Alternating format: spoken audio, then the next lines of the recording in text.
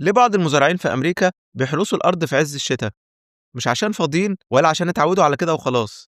السبب الحقيقي إن البرد أحيانا بيبقى أداة مساعدة.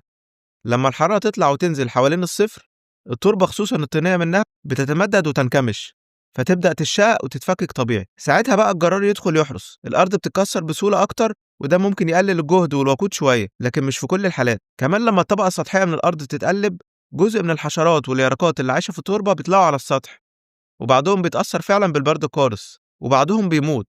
بس مش كل الآفات بتموت، وفي أنواع بتعرف تعيش وتكمل عادي. بعض المزارعين كمان بيستفيدوا إن الأرض بعد حرث الشتاء بتفضل مفكوكة، فأول ما المية تنزل أو التلج يدوب الأرض بتمتص الرطوبة بسرعة.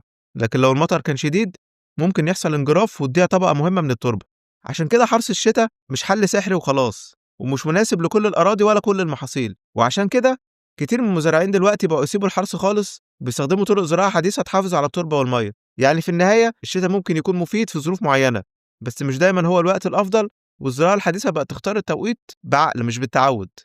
وأخيرا لو عجبك الفيديو اضغط لايك وشير، وتابعني وانتظر المزيد. شكرا.